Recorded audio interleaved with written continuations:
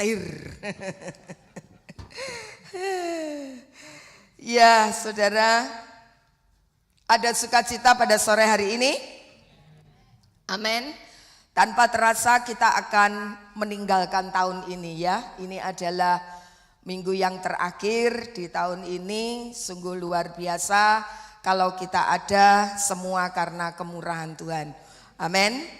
Sebenarnya saya ingin saksi tetapi pasti tidak cukup waktu karena Bapak Gembala sudah mengatakan juga bahwa hari Rabu nanti itu adalah ibadah yang akan dipenuhi dengan kesaksian-kesaksian. Makanya nanti saya akan bersaksi di hari tanggal 31 saja ya. Puji nama Tuhan. Mari saudara kita akan membaca beberapa ayat yang tertulis di dalam 2 Timotius pasal yang ke-3 ayat 1 sampai dengan ayat yang ke-5.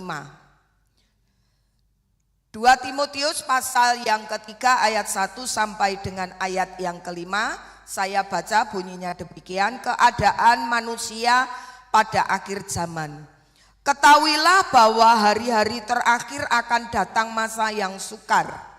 Manusia akan mencintai dirinya sendiri dan menjadi hamba uang. Mereka akan membual dan menyombongkan diri. Mereka akan menjadi pemfitnah. Mereka akan memberontak terhadap orang tua dan tidak tahu berterima kasih, tidak mempedulikan agama, tidak tahu mengasihi, tidak mau berdamai, suka menjelekkan orang, tidak dapat mengekang diri, garang, tidak suka yang baik, suka mengkhianat, tidak berpikir panjang, berlagak tahu, lebih menuruti hawa nafsu daripada menuruti Allah. Secara lahiriah mereka menjalankan ibadah mereka, tetapi pada hakikatnya mereka memungkiri kekuatannya. Jauhilah mereka itu. Saudaraku, begitu memasuki bulan Desember ya, gereja Tuhan itu sudah mempersiapkan diri untuk merayakan hari kelahiran Tuhan Yesus. Ya toh? Ya toh, begitu mungkin sudah dipersiapkan sebelumnya, begitu sudah masuk bulan Desember, panitia Natal sudah mulai beraksi mencari mangsa untuk dijadikan yang bertugas di dalam Natal yang akan diadakan. Nah, saudara, meskipun di dalam Alkitab itu tidak menetapkan sebagai suatu ketetapan atau perintah bahwa Natal itu harus diperingati oleh orang Kristen, namun kebanyakan dari gereja-gereja Tuhan di seluruh dunia ya merayakannya, yaitu termasuk gereja kita ya. Gereja saya di Indonesia juga merayakan Natal. Nah, seandainya Tuhan Yesus itu dalam wujud manusia seperti kita ini dan dia datang ke gereja ini, saudara, di hari ulang tahunnya Pak Fajar pasti nyanyi. Ya toh? Ya. Gimana Pak Fajar misalnya? Happy birthday Yesus, ya. Engkaulah sang penebus. Semua orang membungkus kadonya buat Yesus. Ya. Tapi saya enggak mau kalau Pak Fajar enggak datang, saya enggak mau gantiin. Ya saudara, ini tidak salah ya, kalau kita itu merayakan hari Natal itu tidak salah. Kita tidak perlu ekstrim seperti beberapa gereja yang menyatakan diri bahwa mereka tidak mau merayakan hari Natal. Tidak perlu segitunya, karena memang ini mungkin tradisi gereja yang sudah bertahun-tahun terjadi. Cuma yang saya harapkan melalui pesan firman Tuhan pada sore hari ini, kiranya kita tidak lupa bahwa Yesus lahir ke dalam dunia itu, dia bakal mati dan dia bakal bangkit, lalu dia naik ke sorga. Jangan lupa ada peristiwa yang bakal terjadi, dia bakal datang kembali. Tetapi datangnya Tuhan Yesus pada kali yang kedua itu dalam satu pribadi yang berbeda. Bukan lagi sebagai bayi yang lucu, yang pasti orang akan senang, tetapi dia satu pribadi yang sungguh berkuasa. Bahkan dikatakan bahwa Yesus itu akan menghakimi dunia ini. Kita tidak boleh lupa itu. Fokusnya Natal sebenarnya bukan untuk hura-hura, tapi fokusnya Natal itu supaya kita mengerti bahwa Yesus lahir ke dalam dunia ini untuk kita, untuk menyelamatkan kita. Dia bakal mati, dia naik ke sorga, tapi dia akan turun kembali, saudaraku. Jangan lupakan itu. Kita boleh merayakan Natal, biasanya kalau Natal ya orang-orang tertentu ya, orang-orang tertentu. Sebenarnya juga termasuk saya pada waktu di Indonesia. Kalau sudah Natal begitu panitia mengatakan kita pakai kostumnya apa begitu ya. Sudah mulai bingung. Ada yang bilang hijau, mau ada yang bilang merah, kuning aja, ungu aja, biru aja, semua pada bingung. Ya, kalau bebas sih nggak usah beli baju baru. Sekarang kalau kuning, saya ini jarang punya baju kuning, warna kuning. Ya, saudara. Jadi kadang-kadang memang mesti beli baru. Warna Natal itu memang kadang-kadang seperti itu. Ya apa ya? Kalau Natal kan pengen pakai baju baru, toh Yuka juga. Apalagi dia turun berat ini pasti.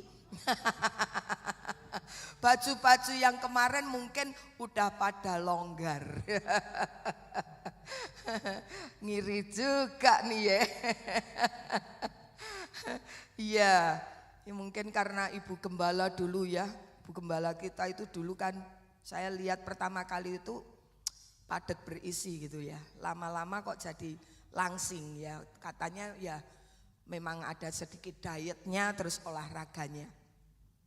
Saudara, mari kita menyadari bahwa kalau bertambahnya tahun ya, sudah mulai menginjak Desember itu berarti tahun itu kan seperti Pak Rusdi tambah tua atau umur itu tambah berkurang kan begitu. Itu saudara sadari atau tidak bahwa kedatangan Tuhan Yesus itu tidak lama lagi. Dan kita ini sebenarnya sudah berjalan atau sudah masuk yang namanya di akhir zaman. Kita ini sudah hidup di akhir zaman loh saudara.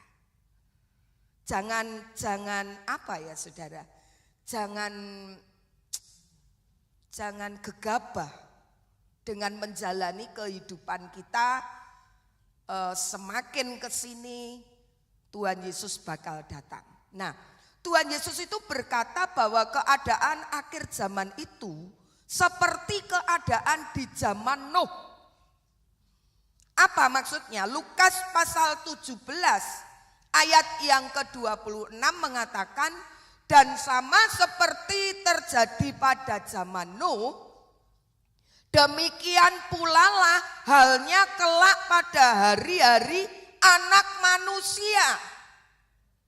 Apa artinya hari-hari anak manusia? Anak A-nya besar, manusia M-nya besar. Itu adalah menunjuk kepada Yesus. Yesus yang bakal datang pada kali yang kedua. Keadaan pada akhir zaman itu sama seperti pada zaman Nuh dulu. Mengapa Tuhan Yesus menghukum Sodom dan Gomora? Mengapa Tuhan Yesus juga menghukum semua? Kalau Sodom dan Gomora kan setelahnya peristiwa Nuh. itu semua itu kan penuh dengan air bah, kan begitu toh?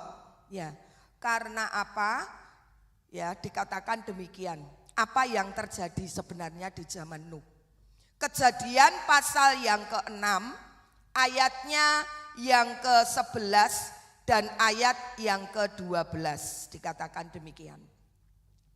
Adapun bumi telah rusak di hadapan Allah dan penuh kekerasan. Saudara bisa bayangkan bahwa kita melihat kenyataannya itu ya. Bumi sudah rusak dan banyak kekerasan. Beberapa waktu peristiwa di Bondai cukup mengerikan. Berapa orang yang mati akhirnya? 16. Coba toh, hanya dengan 2 orang itu ya. Coba toh, mengerikan bukan? Ya, kekerasan terjadi. Allah menilik bumi dan sungguh rusak. Bolak-balik kata rusak disebut.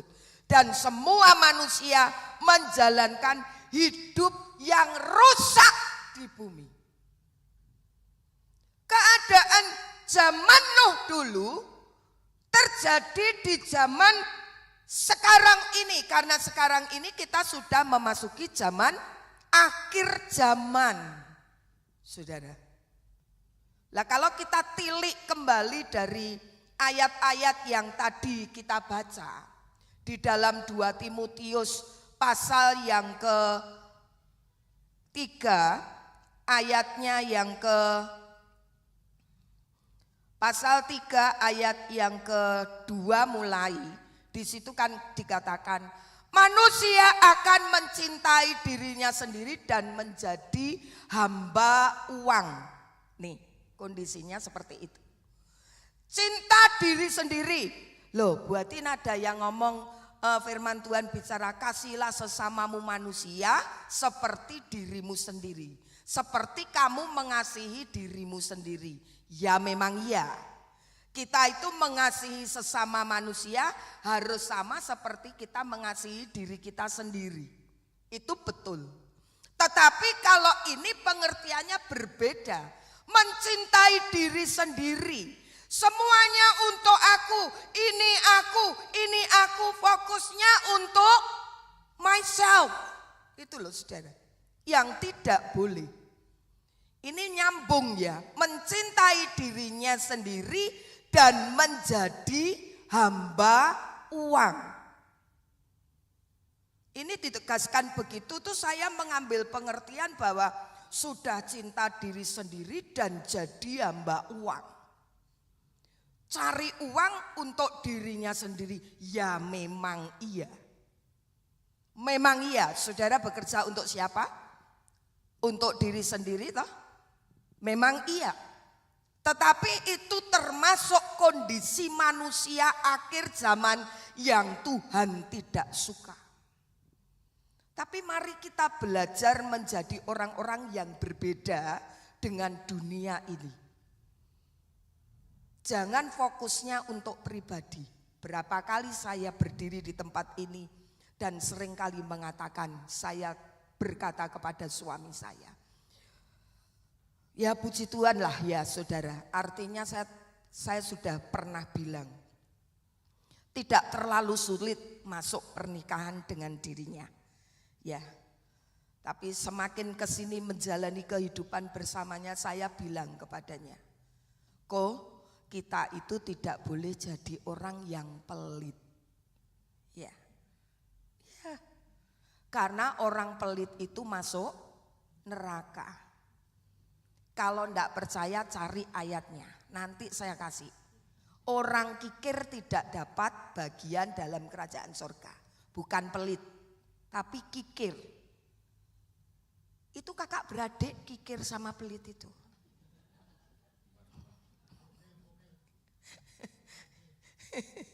Ya, jadi itu sama-sama. Saya bilang ke dia, kok kita tidak boleh jadi orang yang pelit.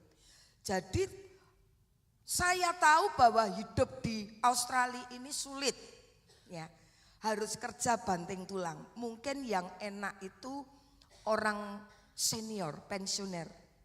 Ya, Tante?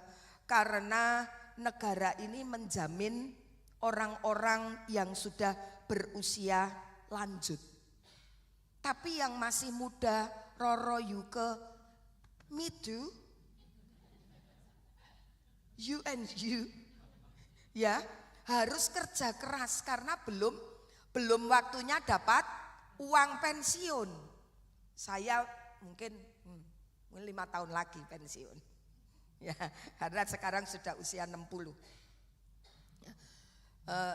Berapa tahun lagi? Oh,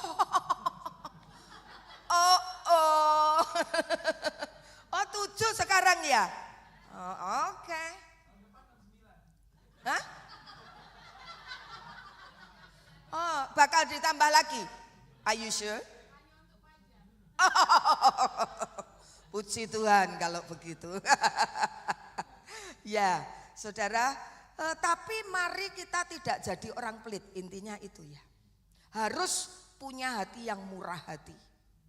Ya. Saya bersyukur, saudara, hari-hari ini saya menerima banyak berkat Tuhan. Pak Rusdi mesti bangga karena jemaat di sini rupanya melakukan firman Tuhan. Ya. Senang saudara, ke DFO dibelikan baju, ke DFO dibelikan tas, hadiah ulang tahun, wah senang sekali saudara. Saya enggak perlu sebutkan namanya ya, tapi itu adalah bagian yang sudah dikerjakan oleh anak-anak Tuhan yang mengerti firman. Ya, yang mengerti firman. Apa? Artinya diberkati juga untuk bisa menjadi berkat. Kalau kita menabur kebaikan pasti akan tuai kebaikan. Kalau kita menabur perhatian, kita juga pasti akan mendapat perhatian. Tapi jangan menginginkan imbalan itu. Yang jelas kalau kita melakukan kebenaran firman Tuhan, pasti Tuhan akan memberkati kita. Jadi jangan menjadi orang yang mencintai diri sendiri dan menjadi hamba uang. Itu bahaya. Kita yang harus menjadi tuan atas uang itu. Kita tidak boleh uang itu menjadi tuan di atas hidup kita. Itu berbahaya. Kalau begitu saudara tidak akan bisa mencari Tuhan selama saudara hidup. Ya. Lalu ada lagi yaitu sombong. Menjadi sombong ya, mereka akan membual dan menyombongkan diri. Sombong. Saudara, hati-hati karena kadang-kadang orang itu tidak menyadari kalau dirinya sombong. Tipis sekali. Enggak bisa terasa. Loh, aku ini enggak sombong loh ya. Loh, itu namanya sudah sombong saudara. Saudara kan enggak berasa toh, kadang saudara pernah dengar enggak orang ngomong, loh ya enggak sombong loh ya. Itu sebenarnya sudah sombong. Karena apa? Kesombongan itu masuknya halus. Makanya kita perlu hati-hati. Lah ini adalah kondisi manusia di akhir zaman. Lalu menjadi pemfitnah. Pemfitnah itu bukan berarti ngomong yang tidak benar. Ya, ngerti? Saudara biasanya berpikir bahwa memfitnah itu membicarakan orang walaupun itu tidak benar, kan gitu toh. Sebenarnya memfitnah itu benar juga diomong. Itu indikasi memfitnah. Misalnya memang ya, Hatin itu cerewet memang. Memang sih ya saya cerewet. Ya, suami saya ketawa.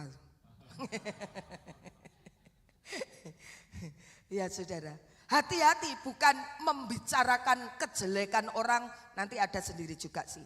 Jadi membicarakan orang tentang ketidakbenaran itu juga berbahaya. Jadi jangan kita menjadi orang-orang yang seperti ini. Mungkin saudara berpikir Desember kok enggak khotbah Natal, enggak apa-apa, ini khotbah akhir tahun. Untuk memasuki tahun yang baru, ini mestinya yang harus kita lakukan. Saudara perlu mengerti. Berontak terhadap orang tua. Saudara, hati-hati dengan mendidik anak. Di sini memang main pukul sama anak enggak boleh ya. Ya toh, susah loh saya. Bukan berarti saya pengen mukulin anak-anak begitu, enggak. Tapi kalau berpacu kepada firman Tuhan, rotan itu perlu untuk didikan. Tapi di sini kan enggak boleh. Ya, anak-anak kecil katanya sudah didik, diajarin untuk bahwa kalau dipukul bisa dilaporkan orang tua, kan begitu toh? Menyedihkan. Berarti anak-anak itu bakal sulit untuk dididik. Oh, anak saya mendengarkan di sini kalau dinasehati, oh why? Bolak-balik, why? Coba perhatikan enggak sama anak-anak saudara. Why mom? Why dad? Why? Always why? Selalu begitu. Kan sebenarnya enggak perlu begitu juga. Kalau kita dulu coba sama orang tua, kenapa kok tanya-tanya terus? Kenapa Bu? Kenapa? Oh bisa ditapok. Iya toh saudara. Coba di sini anak-anak sudah why terus. Terus seperti itu. Nah saudara, saya itu prihatin dengan customer di tempat saya. Itu sama orang tuanya mereka itu bisa cekcok. Senang saya melihat Tante Linda, Roro, ya, mertua sama menantu. Tapi biasanya yang banyak ribut itu mertua sama menantu perempuan. Memang kebanyakan begitu, ya. Memang kebanyakan begitu. Makanya firman Tuhan, laki-laki akan menjadi satu dengan istrinya dan harus pergi. Gitu loh, ngerti? Makanya apa? Tuhan itu tahu kalau perempuan, menantu perempuan sama mertua perempuan bisa jong. Wah, bisa kucing sama anjing. Bahasanya Jawa apa? Kerah. Ya saudara. Aduh, kiranya anak-anak Tuhan di tempat ini bisa menghargai orang Tuhan sampai pada akhirnya. Yang masih punya orang tua bersyukur. Ya, karena kalau kita berbuat baik kepada orang tua, anak-anak kita pun akan berbuat baik kepada kita. Jadi beri perhatian, jangan memberontak. Nah, tidak tahu berterima kasih. Banyak sekali, tidak tahu berterima kasih. Tidak tahu mengasihi, tidak mau berdamai. Kalau saudara tidak mau berdamai dengan yang lainnya, itu kondisi akhir zaman yang Tuhan akan binasakan. Suka mengejek, tidak dapat mengekang diri, emosional. Saudara, kemarin saya bersama tim Komsel itu pergi ke mana, Swansea ya. Nah saudara, kami beberapa orang, 12 orang, ada satu kejadian ya, William itu ngajak, mau kita ke Pasir Putih. Saya pikir dia gurau. Karena di Jawa Timur, di Banyuwangi sana ada pasir putih. Namanya memang pasir putih. Saya pikir, ngeledek arek ini. Anak ini ngeledek, saya pikir gitu. Ternyata betul. Maksudnya itu pasir putihnya tuh seperti Gold Coast itu ya. Diajaklah kami ini pergi, sudah pergi. Saudara, karena angin begitu kencang, saya tidak bisa menikmati. Aduh, kok saya tidak kuat kalau begini. Minggu bakal khotbah, daripada masuk angin, kok saya tidak kuat. William bilang, sudah masuk mobil aja. Saya masuk mobil, kunci dikasihkan sama William. Ya, saudara, di parkiran itu karena angin kencang, mobil sebelah ini buka pintunya. Tahu angin kencang mbok dipegangi. Saudara tahu, pintu dari mobil jedak kena mobilnya William. Satu kali. Lah kita yang tahu peristiwa itu di dalam, gemeskan saudara ya. Ini gimana sih orang ini? Kok enggak dipegang itu pintu? Tahu angin begini. Suami saya turun, Siska turun, Debbie turun. Saya yang di dalam mobil. Iya, saya enggak mau turun. Angin yang pertama, yang kedua ngapain? Enggak ngerti ngomongnya. Ya paling ngomong Inggris sama orang itu. Ya, sudah saya enggak turun, duduk manis. Saudara, akhirnya suami saya, saudara itu kejadian sekali. Lagi saudara, dia masuk, Itu pintu jedak lebih kencang dari yang pertama. Siska udah mulai cekrek-cekrek fotoin. Suami saya juga mulai fotoin. Debbie juga fotoin itu luka di mobilnya William. Suami saya nelpon William. Will, lu mesti kesini. Mobil lu bla bla bla bla. Saya dengar ya dari dalam. Terus dipikirnya apa? Lah waktu itu Linda sama William sama Rosie sama anak-anak masih ada di pantai. Ya sini yang tua-tua masuk mobil. Saudara tahu William ketika datang, dia apa yang dia katakan?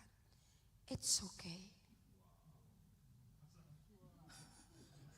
Saya dengar, saya dalam hati, hah? Wah, ya mestinya begini ya, menguasai diri. Ya, it's okay. Kita malah gemes-gemes ya sis ya. Kita lebih galak daripada William. William begitu lihat, it's okay. Siapa ya yang bilang, jangan it's okay doang.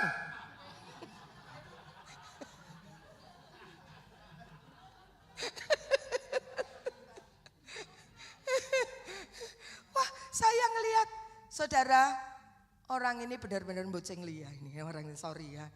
Ini benar-benar enggak tahu diri. Dia enggak say sorry sama sekali. Coba bayangin. Kita nunggu gimana keputusan dari orang ini. Dia nelpon rombongannya.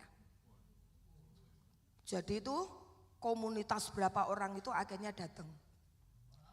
Orang Aring, jangan.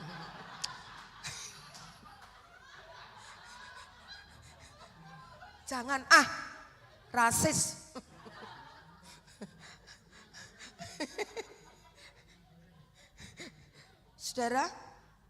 Saudara tahu apa yang mereka lakukan? Keluarkan alkoholnya buat ngelap itu mobilnya William. Memang hilang, tapi saudara tahu ini kelompok memang biasa, mungkin biasa ya. Kebiasaan mereka sengaja bawa alkohol itu. Kalau ada kejadian-kejadian yang seperti itu tinggal menghapus. Ya puji Tuhan sih hilang ya. Puji Tuhan hilang. Tapi saya lihat reaksinya William, reaksinya Rosie itu ya Rosie masih terlihat rada gemes gitu. Cuma dia enggak banyak ngomong, dia yang ngomong tapi enggak seheboh kita ya sis ya rasanya. Kita rasanya gemes sekali. Saya dengarkan William, it's okay gitu. Saya gemes sama William. Maksud saya bagaimana ya cara membuat kapok orang-orang kayak begini nih. Di mobil itu dia cuma bilang, itu pasti orang-orang itu juga enggak punya insurance. Jadi percuma juga. Jadi daripada buang angin dari sini ya, dia mending hanya it's okay aja. Ya saudara, kita lah sulit loh ngomong gitu ya. Sulit loh ngomong it's okay ya. Merugikan sekali.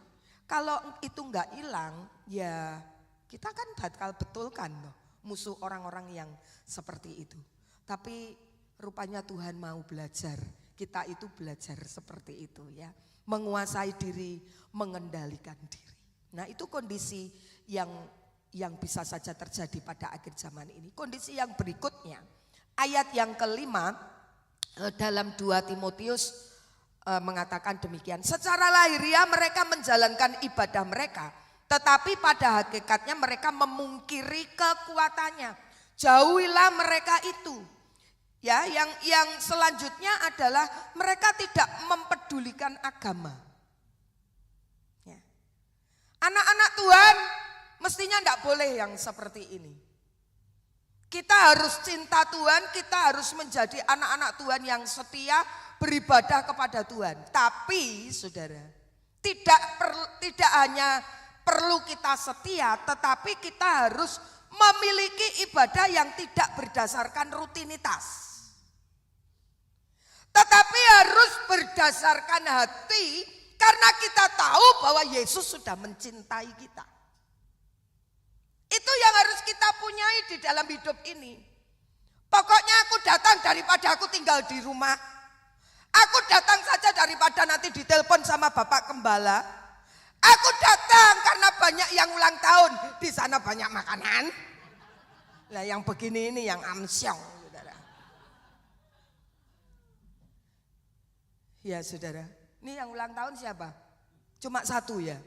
Ada makanan enggak? Hah? Ada ya? Oke. Ini sama ulang tahunnya Tuhan Yesus loh. Oh ya, minggu ini kan ya mestinya diumumkan ya.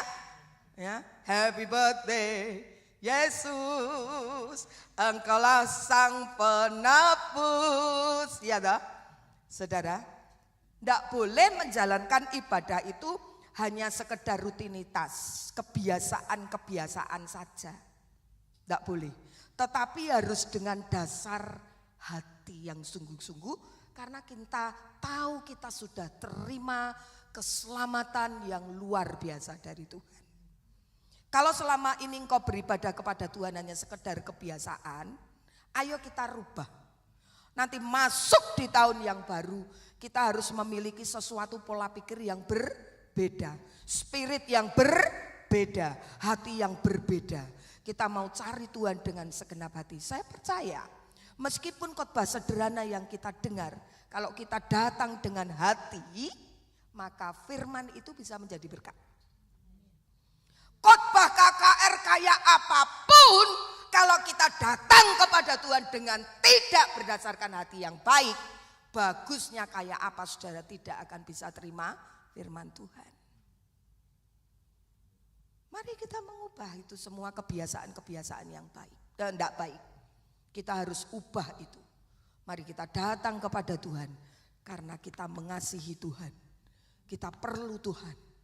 Kita mau merasakan karena Tuhan sudah begitu besar mengasihi kehidupan kita. Ya saudara, mari kita ubah ya. Hidup yang kita jalani adalah fokus pada yang sementara. Itu kondisi akhir zaman ini. Mengejar yang kelihatan bukan yang kekal. Jangan seperti itu. Ya. Oh, aku ke gereja karena aku fokusnya kepada yang lain. Jangan sampai itu terjadi. Kalau dulu di Indonesia ya, saya sih ibadahnya di sini kan ya sudah pada merit semua. Kalau dulu wah anak-anak kaum muda pada banyak yang kumpul. Ayo ibadah, siapa tahu dapat jodoh. Iya toh. Siapa tahu dapat jodoh ya. Saudara perlu banyak berdoa untuk hamba-hamba Tuhan yang melayani. Supaya apa? Takutnya begini loh. Gereja-gereja Tuhan di Indonesia itu kan ada yang banyak yang besar-besar.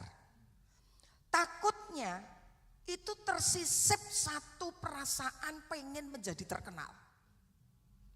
Nangkep maksud saya ya? Pengen menjadi terkenal. Oh, karena pengikutnya banyak, gerejanya gede, perpuluhannya besar, ininya oke, musiknya luar biasa. Oh, siapa itu pendetanya? Bapak A. Kan terkenal toh. Makanya perlu didoakan supaya hamba-hamba Tuhan itu dilindungi Tuhan. Diurapi Tuhan. Tapi kawin cerai loh coba toh. Ya jangan sampai ya kita itu seperti itu. Ya, makanya mohon ya semua hamba-hamba Tuhan yang di sini itu didukung dalam doa.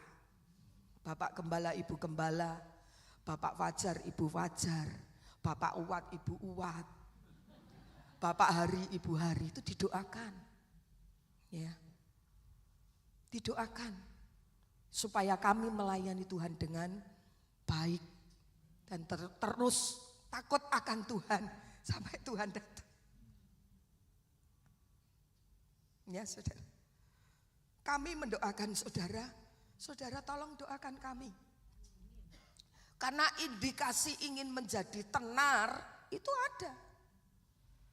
Ya, itu berbahaya. Fokusnya bukan lagi untuk Tuhan, tapi kan untuk diri. Iya toh, nah, ini berbahaya. Dalam waktu kami jalan-jalan itu, kan kami juga bersekutu nyanyi, walaupun memang mungkin ada yang melihat kami main game sampai hahaha, ya kami senang sukacita. Saya memang berdoa Tuhan berikan roh sukacita luar biasa dalam waktu kami acara ini. Kami doa, saya bilang kepada teman-teman, kita ini mesti banyak berdoa untuk hamba-hamba Tuhan. Karena berbahaya kalau tidak didoakan. Kan gitu, ya saudara. Nah, yang lain beberapa tanda lain, adanya banyaknya penyesatan. banyak penyesatan terjadi di dunia ini. Karena memang akhir zaman akan ada banyak nabi-nabi palsu kan, firman Tuhan katakan demikian toh. Nah, itu akan menyeret banyak orang. Karena apa? Orang tidak lagi suka kepada ajaran sehat. Ya, sukanya ajaran, tidak suka adanya ajaran-ajaran kudus ya. Hidup dalam ketaatan, hidup dalam taat, menderita. Itu kan enggak enak semua toh. Mesti kudus, enggak enak. Ya. Mesti taat, enggak enak. Ya. Kita mesti menderita untuk Tuhan, apalagi enggak enak itu. Orang enggak suka akan hal itu. Tapi mestinya itu yang harus kita dengar supaya kita menjadi anak-anak Tuhan yang bertumbuh dengan benar. Nah saudara, karena kondisi-kondisi yang seperti itu mengakibatkan yang zaman Nuh itu mereka tidak mengerti apa yang terjadi. Dalam Injil Matius pasal 24 ayat yang ke-39 dikatakan, dan mereka tidak tahu akan sesuatu sebelum air bah itu datang melenyapkan mereka semua, demikian pula lah halnya kelak pada kedatangan manusia. Tidak ngerti saudara. Nabi Nuh bikin kapal buat apa? Mereka tidak ngerti, pikirnya gurauan. Tapi itu terjadi benar-benar hukuman Tuhan. Firman Tuhan mengajarkan kepada kita, menasihati kita. Apa yang harus kita lakukan?